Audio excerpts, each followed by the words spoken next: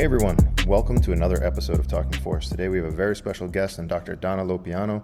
She is a great friend, mentor, and former professor of mine that I've gotten to know throughout the years, and I thought she would bring some really interesting perspectives, both what we see currently going on within amateur athletics, but then also just sports in general across the globe. She has a really interesting perspective, and I think you guys will really enjoy this. So without further ado, Dr. Lopiano, thank you so much for coming on. Hey, Tom. And if anybody's wondering, Tom was a very good student. Well, thank you. Um, if we get a just chance to kind of take a second here to look back at kind of your career, I think it's super important because you rose to the highest ranks of leadership within a college, also then in the private sector with the foundation. But I also think it's worthwhile pointing out that you were an athlete yourself, and I think sometimes in leadership there's a little bit of a dichotomy if you haven't gone through it. But I think your personal experiences, your situations and different things that life gave you as an athlete really impacted you as a professional, and then you've made tremendous impact to a whole generation of female leadership that's come through over the last several decades, but also kind of want to know what you're doing now. So if you could just kind of update everybody and just tell everyone a little bit about yourself. Life history, right? And at least Tom did not start by saying how old I was, but suffice it to say, I was a 29-year-old athletic director, the very first athletic director at the University of Texas at Austin in 1975 when Title IX regulations kicked in. And few people realize that Title IX was never about sports. It was always about whether my mother or my grandmother would be able to go to graduate school and be an engineer or a doctor or a lawyer, that there were quotas on the number of women who were allowed into graduate education. And that was the purpose of Title IX. But long about 1974, the NCAA, through its legal office in Washington, D.C., asked the government the question, does Title IX apply to extracurricular activities? The answer was yes, and all hell broke loose. There was a very famous football coach, then the equal of Saban at Alabama now, named Darrell Royal, who was the president of the American Football Coaches Association. And the headlines across the country were Title IX and women's athletics would be the death of big time football. And that was the year I was hired. 75 was the year I was hired at the University of Texas as its first director of women's athletics. And Darrell Royal was there as the head football coach. And it just so happened that the faculty athletic rep at Texas was the president of the NCAA. So Larry was a Yankee in Texas, persona non grata, just because I was a Yankee going to the South. And on top of all that, there were the two guys who were trying to kill Title IX because they were best friends with a guy named John Tower, who was the senator from the state of Texas, who on a number of occasions submitted amendments to Congress that would have eliminated football and basketball from computations of equal opportunity. So that was the world. But Tom's referring to being an athlete, and I, like most kids, when I was growing up, came home from school, changed my clothes, went out, and didn't come back until dark, and played with kids on my street. And I was fortunate enough to grow up on a street with 15 boys and one other girl. And I don't think I knew I was a girl until I tried out for the Little League baseball team when I was about 11 years old. And I was drafted number 1. I was really a great pitcher. And the day we were to get our uniforms, I was a very tall father came to stand beside me, opened the Little League rule book, and in that rule book were 4 words that would change my life forever and forever. And they were, no girls are allowed. My parents dealt with me crying for 3 months. They searched for a team that I could play on, a women's softball team. They searched for 4 years. You had to be 16 years old as a girl then. There were no little leagues for girls, no softball teams for girls, except for adults. There were corporate softball teams that were leftovers from World War II.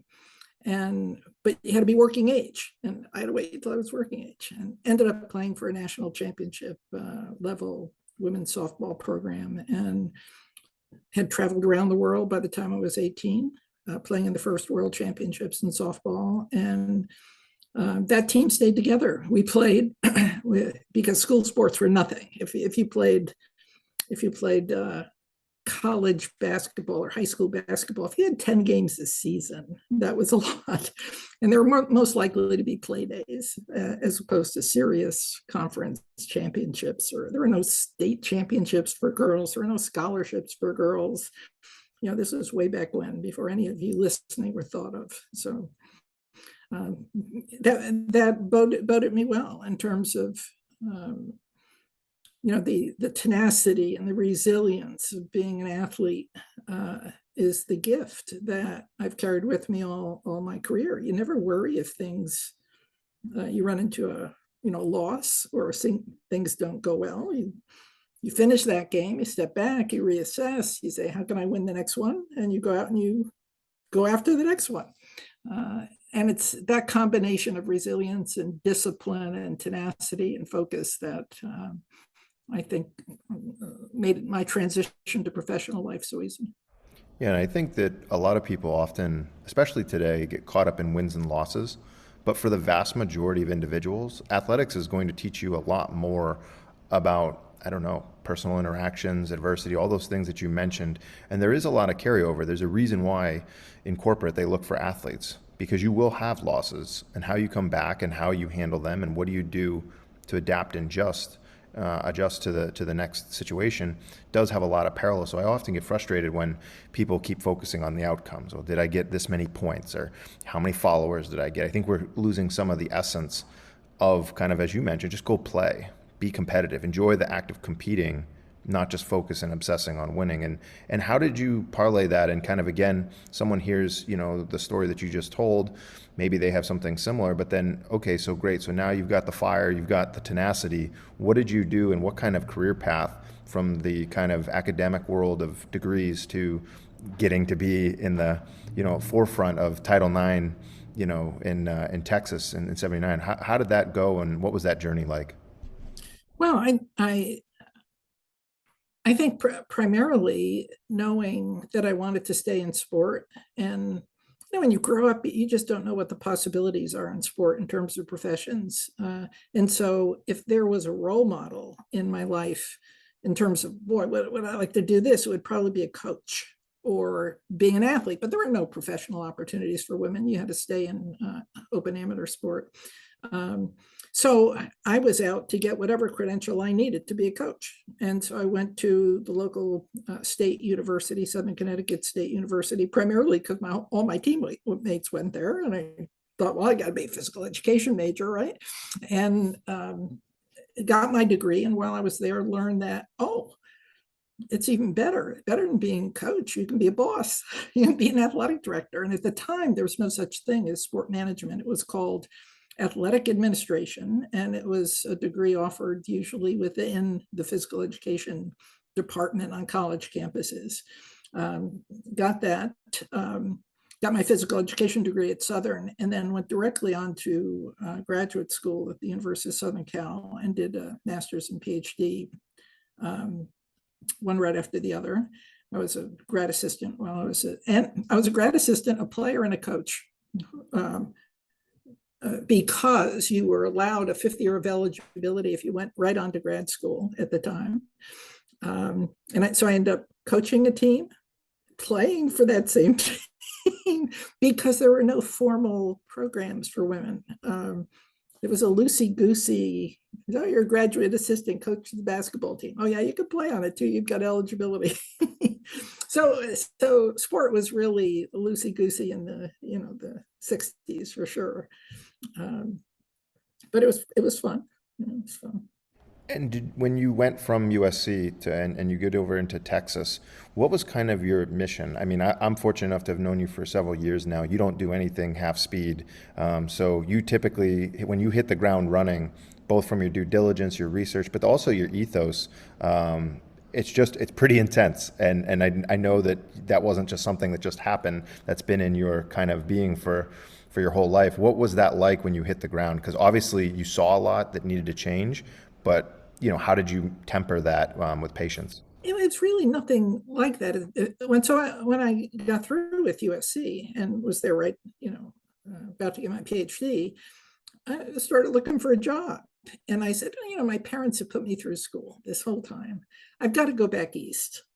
And I applied to the top, 50 programs for assistant professor jobs. And there's no such thing as athletic jobs, right? They were all in faculties having to do with athletics. And went to Brooklyn College from USC and was there as an assistant professor. And that's where somebody said, hey, why don't you be the assistant AD? Of course, you didn't get paid for it. He said, well, why don't you be the assistant AD? And I said, sure. And so it was from there that I got involved from the AIW, the Association for Intercollegiate Athletics for Women, was just getting going in 1974, 75. And I became the representative to Brooklyn College, from Brooklyn College to AIW. And it was going to those national conventions and hearing about all these issues. And all of the women at the Association for Intercollegiate Athletics for Women were the women absolutely in Congress fighting for Title IX. In the back, they were visiting Congress every day. So that was my exposure, and that's where all my mentoring came from. I, became a member of the executive board, of AIW, and ran along to all these meetings with the Secretary of Health, Education, and Welfare at the time, now the Secretary of Education, but met with Joe Califano and all the leaders of the NCAA, and it was my best gift was naivety. Oh, absolutely, I'm supposed to be doing this. And I can remember walking into a meeting with Califano and the leaders of the NCAA, and we were the leaders of AIW, about 10 people around a big conference room table in DC. And our saying to to Congress, look, gender equity, we were talking about what is gender equity? What does this mean? How do the regulations read? And we said, hey, we'll take half of all the money. just spend half on men and half on women, and let the men choose to spend all their half on football if they wanted to, or on basketball. Doesn't matter. Women, let them do their thing too.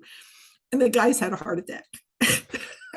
And the rule, the regulation on what is gender equity was a result of the guys winning that battle. And then the tables got turned, and let me explain that. So Title IX says you have 3 ways that you can comply with the how many participation opportunities do you have to give women? Should it be 50-50? Should it be whatever? And they said, oh, no, it can't be 50-50, because there were 60% of all students in colleges during that day were men. They said it has to be proportional to the number of men and women in the student body. And that should be the definition of equity. And that's what came out as a primary definition of equity. And then they said, well, that we don't even have to do that, because we don't know that women are really interested in sports. So if we're not in compliance with that definition, we should be able to show that we're continually increasing numbers of opportunities for women over time as they demonstrate that they're interested and they really are good at sports, right? And then they said, if neither of those two work, because we think we've fully met the interest and abilities of women, because there were schools that had 10, 15 sports for women. And they said, oh, women can't, they're not going to be interested in playing more than that. If we can just show that there's no other sport that could be added, then we'll comply with the equity requirements of Title IX. And the tables are turned, because here we are 50 years later, and undergraduate enrollment is 56% women, not 40. and there's plenty of sports that could be added. Nobody can take the position, there's no other sport that could be added for women. And it's 50 years later, guess what? If you don't have every sport that women are playing now, you didn't add them like you were supposed to. So it's pretty funny how that worked out.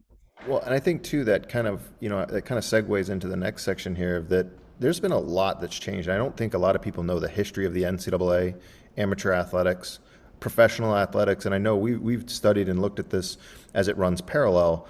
Even looking at the NBA or say the NFL, there's been a fantastic change in the amount of money that comes in and revenue that comes in. And I don't think that the people back in the day would ever think that, 1940, 1950s, that we're talking about billion-dollar TV contracts. It was just not in the original architecture. And there's been this kind of haphazard trying to what's good enough to make it seem like it's amateur. What is the word amateur? It doesn't really exist anywhere but within the parameters of our college athletic system, because again there's the disparity of, is this an employee, is it a professional athlete, and then how do you define it? And I think you've done an incredible amount of time and research into some of your works with the Drake Group and some of the other foundations of really trying to get a handle on it, because right now you talk to anybody, we're in the Wild West. Like, this is a moment in time they will write about in the history books with the NIL coming through recently. But could you just take us back on just a little trip through history of just kind of what is amateur, why did it come about, but then also too how it had so much collateral impact to all these other initiatives? Well, you have to remember in the 70s, there was no money in television because there was no television, especially of live sport events. In the 60s and the 70s, there were before ESPN, before cable, there were only three stations: ABC, CBS, and NBC. And they were all over the air, advertiser driven. And if you wanted to buy a television camera, you were spending $500,000 on one television camera. The notion of covering a live sports event with more than one camera, I mean, everything you saw was on, talking heads on television or one camera looking at the stage. No one even fathomed, really pulling out all stops on a regular basis to do sports television. The Olympics were the first to really captured that, but they had the money and the resources to do it. It was once every 4 years.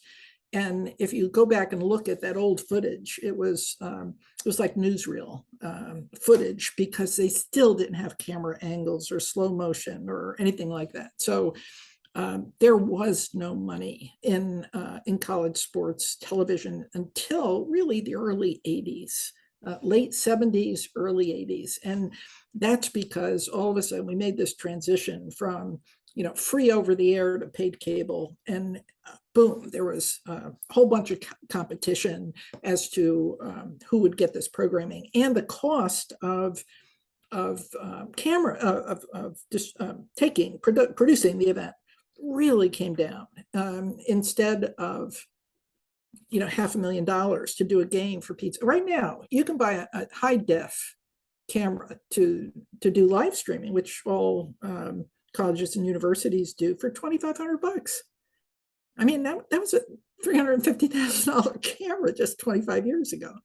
So right now, television is ubiquitous, and there's a great bidding war about how to get 15 camera coverage and how to make money off of the best in athletics. And that competition has really generated huge paybacks for schools. And where there's money, there's corruption.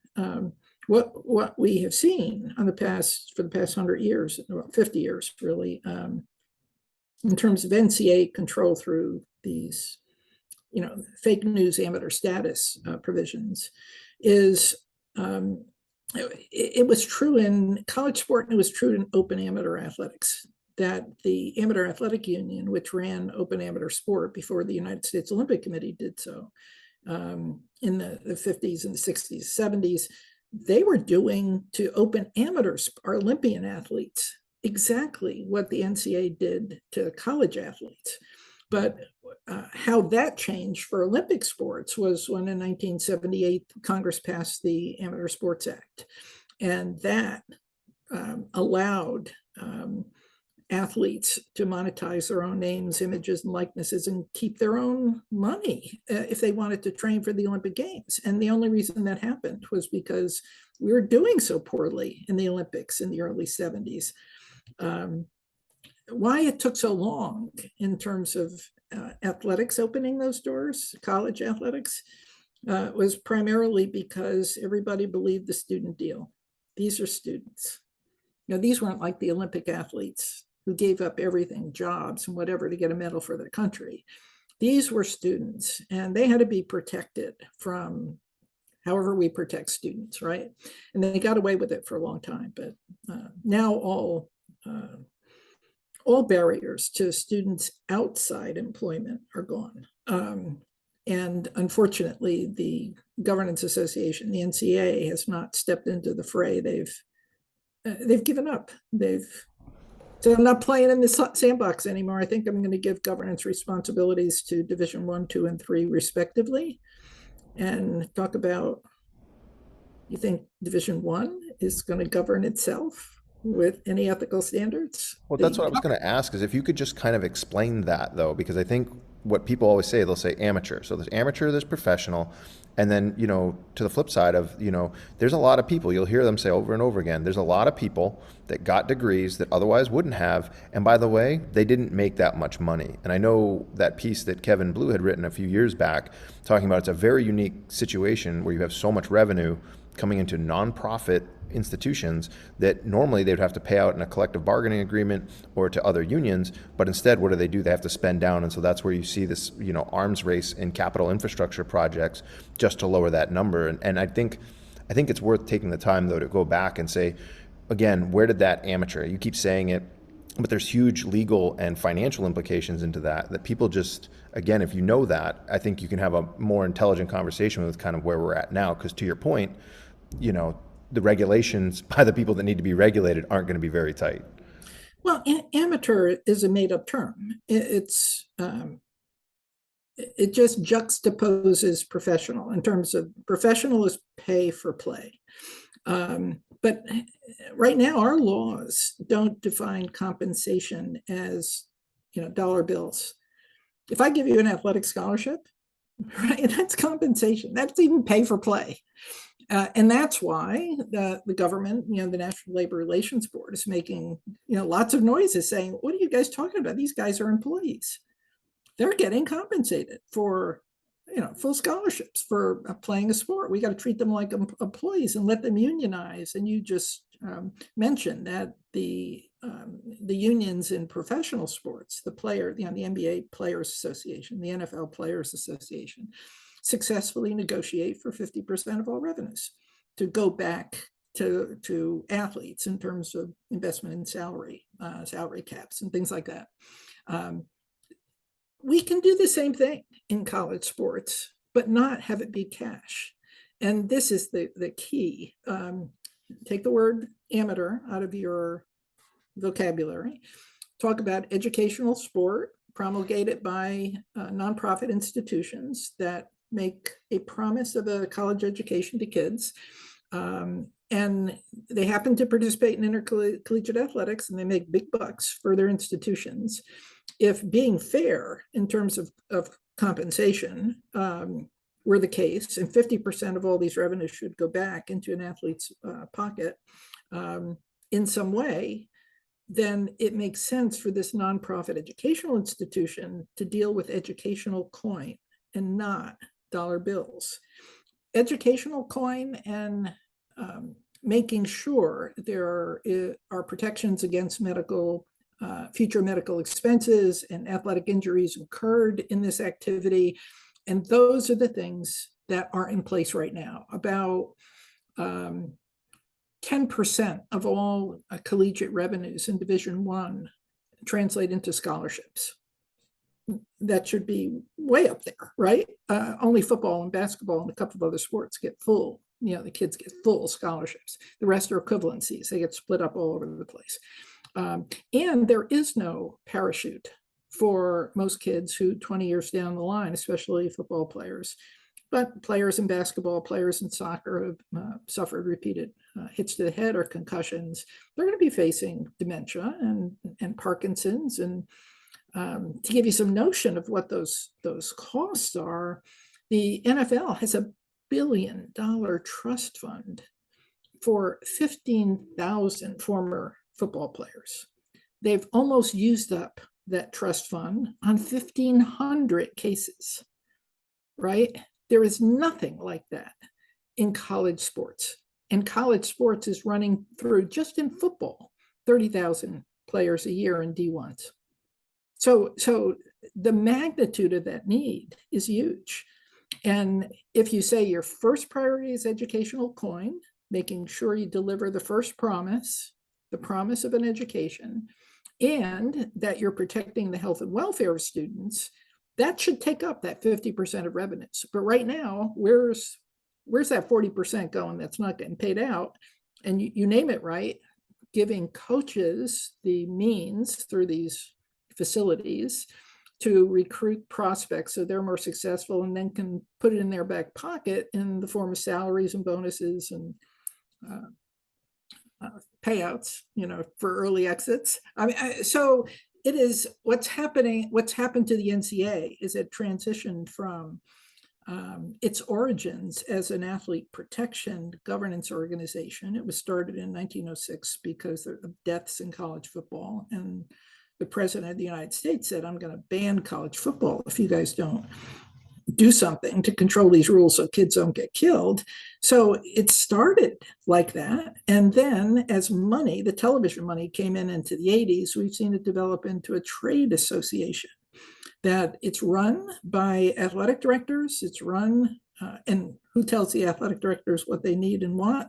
The very powerful football coach who the president won't stand up to. And so that becomes their governance system, perpetuates the system that puts money into their back pockets and does not recognize the need to go 50-50. They're deluding themselves to say, we're amateurs, right? They haven't made the principled connection to nonprofit or an educational sport. And that's the big challenge. Do you think, just on that note though, Doc, do you think though that we reach a point here where, let's call it what it is, essentially college right now, you are guaranteed, say, between 18, 21, about 4 years of an opportunity to market yourself. And we see this with the transfer portal. And again, it's the top people within each of the different groups where there's an earnings potential, they change. So it's a free agency. It's a single year performance contract, free agency. But now when they go through and do it, there's other implications of me making money. If the coaches leave or exit and the coaches are getting payouts, or if there's other things, well, if I want to maximize my NIL, like I can just pull up with a hamstring halfway through the season, and that's the hamstring that never gets better because I'm going to retain that year. And so at what point are we entering into the antitrust kind of monopoly situation where we've already seen footballs talking about breaking off? The conferences had some realignment this summer, but actually that the college football playoffs being separate, because now you're decoupling from, one dysfunctional situation to now kind of another unknown. I'd love to get your insight on that. Well, you've got a lot packed into that question. So let's tease out so that everybody understands what the economics of college athletics really are. And I just asked my class this last night. I said, okay, you guys tell me, what's the percentage of the 1,100 member schools of the NCAA? What's the percentage of schools that make more revenues than they spend? And the answers I got were 80%, 70%, 90%, right? And I'm sitting there saying, oh my God, there has never been more than 20 to 24 schools in any one year that make more revenues than they actually spend. And so the first thing everybody has to understand is who's subsidizing this, right? How can you run in the red like that? Where's the institution getting this money to fuel all these in the red programs? 98 and 99.2% of all athletic programs are in the red. And the answer is from two places. One, from student tuition dollars. Subsidies are funded by the institution's general fund, which is tuition money paid to the institution. And so the general student is paying for the athletic excesses, right? On top of that it's really student loan money that's paying for it. So we're at all-time highs in terms of student loans exceeding, when you leave college, it's like the average is $30,000 in student loans now. So we're looking at kids carrying the burden of funding, subsidizing athletics, either through their tuition or mandatory athletic fees. And these mandatory athletic fees at some schools have grown to $1,000, $1,500 a year just to pay for your football team. So understand that that's the case. Nobody's making money on in terms of these coaches and these whatever. They're all losing money, and everybody's in it for what the president describes as our front porch branding program. That if I'm known for my football team, then more students will want to come to my school, which is another figment of somebody's imagination, right? That's a whole other conversation. So to move into NILs, right? The problem with NILs is not that you're opening the door, or the transfer portal for that matter. The problem is not that you're opening the door to free agency in terms of money outside of school, right? That anybody should be able to get a job outside of school and hands off in terms of your institution, except if you're a professional athlete. There's good reason to remove that category from eligibility. But the problem with NILs is that because the NCAA has not governed the use of it, and the government has indicated that, hey, if the NCAA has a rule that limits the economic, the ability of athletes to economically prosper outside of school, then it's going to be hit with an antitrust suit. So everybody froze when the SCOTUS decision came out in Alston last summer. The NCAA froze. It was afraid it was getting sued. And who stepped into the void but boosters? Coaches saw this right away. The kids can make money. And my God, if Texas promises that kids can make more money in Texas than in Alabama, I'm in deep doo-doo, right? So what immediately happened is Saban was one of the first ones to do it. He met once a week with his big donors for coaches luncheon during the football season, right? This is what most schools do. And he says to his, stalwart boosters, he says, I need millions to get this quarterback, and you guys can now give it. And all you got to do is, get organized and make sure that you hire kids. Quid pro quo, they've got to be able to do something, right? There has to be a service rendered, but I've got to guarantee that kind of employment for my kids. And that's what they did. They went out and they formed things called collectives. And these booster collectives are totally uncontrollable right now, and they're promising $50,000 a year for every lineman. It's pretty amazing, and they're taking money away from what used to be the booster contributions direct to the institution. Because why? Because they'd rather give to kids, and it's not going to hit the schools right away because those contributions are still how they get their good seats at the football game, right? But the ones who don't want the seats is really problematic in terms of pulling money away from the institution. So we haven't seen the end of that yet. But that's how that's the NIL chaos that you're talking about right now, right?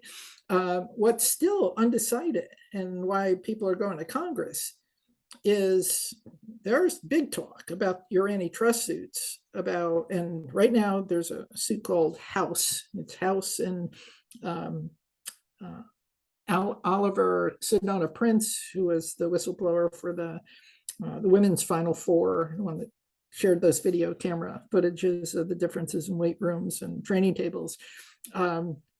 They've sued for past unpaid labor.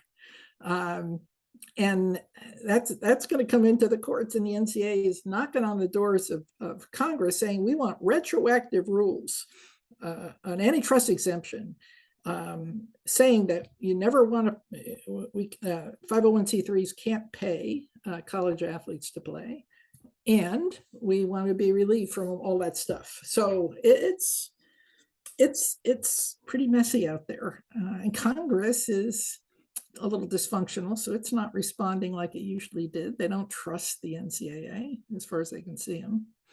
So Well, but what do you think this does to, again, you think about college and the team and the culture, and it's funny because each one of these universities typically has their own little cosmos, right? So they have their own countries and their different, cities from around the country, and they kind of operate, I don't want to say under their own law, but they try to. And so they've got their own opinions and their own ideas, and you're going to come to our brand. Well, if I'm an individual now, I actually do care about what's our offensive production. Because guess what? If I'm a wide receiver in a running offense, that I'm not getting the airtime. And what drives NIL is the exposures, it's the followers, it's the ability to convey a product. And so you suddenly now have this dynamic that's kind of all about me, but we're still talking about team. But at the same time, you have these disparities. And I think this is when we look at the history of the NFL or of baseball or any of these. I mean, even baseball has gone through its strikes throughout the years, but I just really worry with the representation. And I think it was interesting. I was sitting in on the NACTA conference and looking at the FBI and their whole, collegiate arm that they have watching it. Suddenly now, the over-under on teams with coaches that may not be there at the end of the season, that gets slighted. And I had no idea how much the federal government's looking at these things for, interstate wire transfers and how that money's coming through. This is really unprecedented for what we're heading into with the amount of money we're talking about. There's a danger here because it's become the populist message on social media. Hey, athletes should get paid. And nobody's talking about what the original promise to these athletes were. The original promise was you're going to get a great education. If you don't make it in the NFL, this education is, research shows it's worth at least $1 million in earnings and more earnings income than somebody who doesn't go to college. So there was an offer of a legitimate degree in this deal. And the other part of the promise was a fair shot at NBA and NFL. There's no such thing as a fair shot. Less than 2% of all athletes in D1 and will ever see one day in the NFL or the NBA or anything like this. This is like long shot. This is not fair shot. You are offered the opportunity for the long shot. And then you have to ask the question, well, did the school deliver on graduation rates? And the answer is absolutely not. Think about those football and basketball players who are predominantly Black.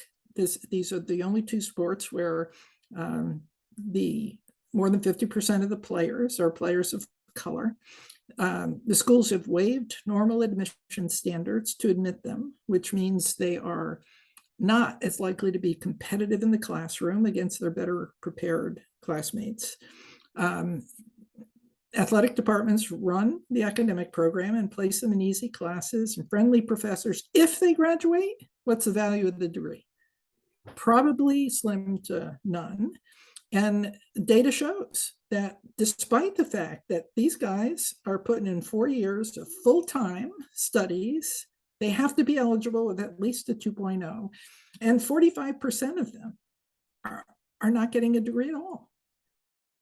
That is called exploitation. That's a crime that's being done right now. We're in the process of really trying to talk to some successful NFL players to start educating the public that, schools are not realizing, are not allowing athletes to realize their promise. And to ask NFL players not to throw their former institutions under the bus because they got what they were promised. They got the NFL. They got enough money to go back to school whenever they want, right? These guys are the lucky ones. But to have them stand up and say, I'm worried about my teammates that didn't get it. And what are we going to do about that? So that kind of influencing of the public discourse has to be the next 5 or 6 years. But do you also think, though, like you said, I like how you brought up that's that long-term promise, but say that we were talking about international sports, so some of our, customers that are in Europe or in soccer, they're signing contracts at 14, 15. And have we not created a platform at the 18 to 21-year-old age bracket now, which is a new industry where, you know what, maybe they're better off being able to maximize those 4 years of time. They're giving up their body, they have their wrists, and they will get some form of education. But to your point about, for many of them, it's a completely different experience that they otherwise wouldn't have had. And then it puts them into a community that maybe can be fostered and developed longer term. But I know that, say you get $1 million a year, or you get a multi-million-dollar NIL thing over a course of a college career, if that's invested, does that not give them an opportunity to invest that on par with one of those short NFL careers, or better than the career? Because again, if I have an art degree, and nothing against art degrees or basket weaving or any of that, the long-term gain on some of these quote-unquote majors or academic experiences, is that not the choice of the individual? Or how does that get You've got to separate that out from legit versus illegit, right? That there's nothing wrong with anyone, any college student, being an entrepreneur and making big money, right? We've seen that in other fields, and there's no exception to athletics. But we're talking about two standards that are the difference between legit and not legit. One is fair market value, and one is whether it's a bribe, an inducement, right? Neither of those are being looked at. There is no standard. The NCAA says that, it can't be an inducement, but it's not enforcing any of its rules as long as there's any fake quid pro quo. Could you explain that though? I think that's super important, because you just all right. So, and I've got my little groups of donors, and if I'm going to give money to, if you come here for a service to be rendered in the future, and what is fair market value? Because I don't know, I think I'm worth $1 million, so you paying me $500,000 isn't fair. What is fair, and how does that even begin? You almost have to inversely deduce, fair market value. If somebody's offering 50 grand to every lineman, no matter how bad they are, well, something's wrong in terms of fair market value. They don't all have equal skills. They don't all contribute to. And there are sport economists who talk about fair market value. And fair market value can be determined in terms of similarly situated pro athletes and what they're doing in the endorsement markets and things like that. But the other, inverse way to deduce whether it's inducement or not is if you have a collective. What is a collective? They exist to induce, to contribute only to the recruiting of athletes to one school, right? They're not, it seems like the test should be, are you doing this deal through a certified agent who is a legit business person who will take any athlete, go into any school and get them an NIL deal, right? As soon as you have uncertified agents, collectives, right, only talking about giving money to athletes to go one way, so it's not hard to figure out who's doing it if somebody takes the governance responsibility for it, right? And nobody's stepping into this void. And so that's why Congress is now kind of dealing with this. If you look at Senator Wicker's NIL bill that he just dropped, fair market value is a centerpiece of it. Inducement is a centerpiece of it, right? I don't agree with some of the protection pieces, but we're getting there slowly, that there's got to be a way to enforce this stuff. And I really don't believe that the institution has the right to allow athletes to use the assets of the institution for private gain. I don't think that any employee does.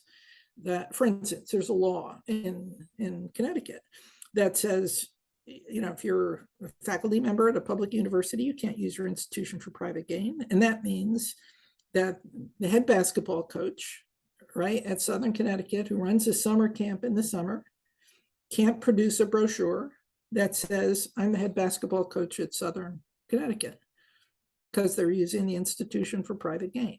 That's why Darrell Royal can't do a deal with the local Ford dealer and then allow the Ford dealer to put the Ford pickup truck right in the middle of Memorial Stadium and take a television ad. That's what he did in the 1970s. And the institution said, what are you doing? You can't do television advertising on our campus. So we're losing sight here of the inability of college presidents and politicians to allow common sense controls of athletics. They've gone to the extreme.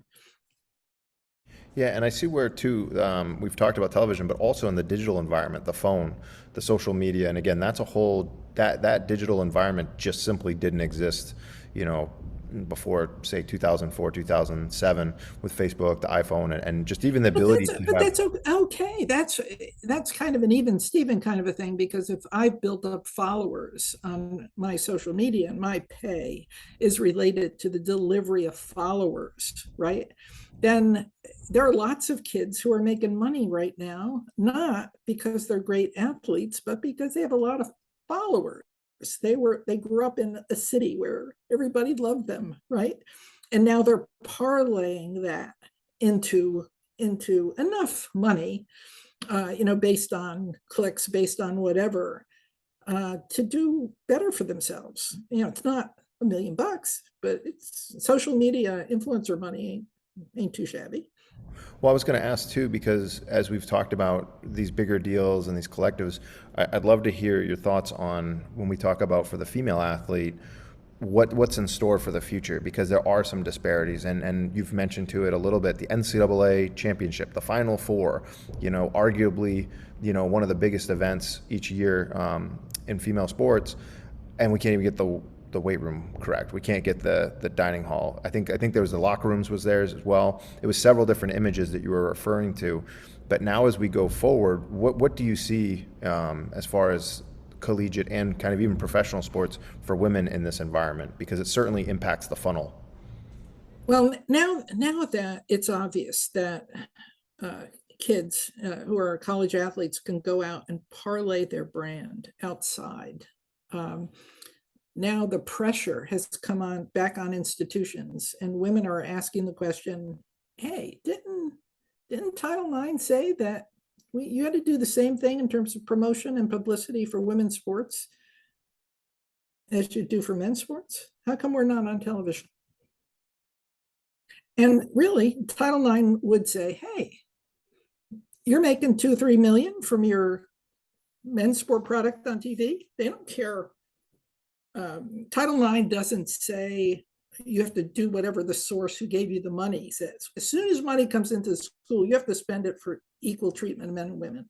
So why aren't we using that to produce and air ourselves, the women's sports product? So it's putting a lot of pressure because of Title IX on schools now and on governance organizations. All of these bills are saying, hey, the NCAA has to comply with Title IX too, because all of its members have to comply with Title IX. So all of that stuff is on the table now. Yeah, and I wonder too, because when we've talked about the evolution, you mentioned just even that things weren't available to you. Now we're starting to see with women with competitive schedules that actually rival the men. So even in the high school level, everyone plays high school, then they play club, then they're on a travel team. And so we've seen, at least from a training standpoint, is that there is some real conversation that needs to be had on preparation. When we look at the mechanics of landing, and whether it's injury rates, whether it's performance, whether it's output, the fact of the matter is it's different. Resiliency is different. And we've seen different studies go through different physiological studies to look at tendon thickness. So we know that if you lift, there's a change in the morphology of the tendon, so it's more resilient to trauma. And I know we've had some customers talk to us about what can we do for injury prevention? Well, the best thing for injury prevention is year-round consistent access to good training. And sometimes those aren't available, or sometimes it gets overlooked. And taking a summer off and then coming back in can be super detrimental. What are your thoughts on the support services for kind of the elite female athletes? And now when we see on the grand stage, whether it's in the Olympics or in the professional sectors, I think more than ever, conversation needs to be had about making sure you have access to that stuff. Because most good men news, will lift. good news and bad news. So the good news is that sport is still embedded in our educational systems, and therefore your socioeconomic status in many ways is disregarded. your sex may not be, but your socioeconomic status is in terms of men's sports. Outside of school has become a rich kid's game in terms of being on travel teams, accessing these really well thought out programs in terms of developing athletes. It used to be that coaches did that voluntarily. You're a volunteer coach if you coach the local USUBA team, and now kids are paying $5,000 a year for it. Swimming is always, charged for it, but there are some real inequities here based on socioeconomic class that we better be serious about addressing this, because as you say, it does relate to injury prevention. But we've still got to do a better job. A lot of coaches are not certified. A lot of coaches are still playing the game of more is better. A lot of strength and conditioning coaches are still playing the game of more and better. Look at the Rabo cases for how long, right? It's like, come on, you guys. There's responsibility. There's, here that who's going to pay attention to training and certification and making sure we've got competent coaches here instead of just people chasing the money. Yeah, I don't think people even understand just how real this is on a global scale. I'd love it if you could tell the story about when you were over in Qatar. Just again, you hear the story that you tell, and you'd think this is back in the the 1920s for the participation in sporting events, and just how many struggles and how many barriers there are. And so, in one instance, yes, we're pushing forward, but at the same time, even in modern recent time, we still have some of these other challenges that it's up to people to figure out how to leverage, whether it's a societal thing, religious thing, to be able to kind of open those doors. I'd love it if you could share that story. Well, Qatar is a separate sex society, as most Muslim societies are. Most people have, heard the stories of, women can't drive in Saudi Arabia.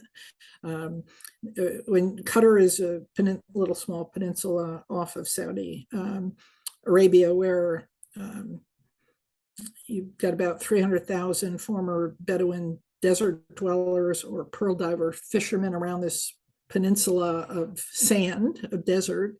And 40, 50 years ago, they discovered oil and became the richest country on earth. Every one of their citizens gets cash money every year from that oil. And they have just the opposite problems that we do. They have the obesity problem. It's because they have enough money to do McDonald's all the time. They don't have to work, right? It's pretty amazing how flipped that is. But their separate sex society means that women don't play. 10 years ago, they were still one of 4 countries that never sent a woman to the Olympic Games. They still do not. They have sports schools for men. They don't have sports schools for women. The women aren't allowed to play sports unless they're fully clothed. Unless they're in an arena that is closed to men.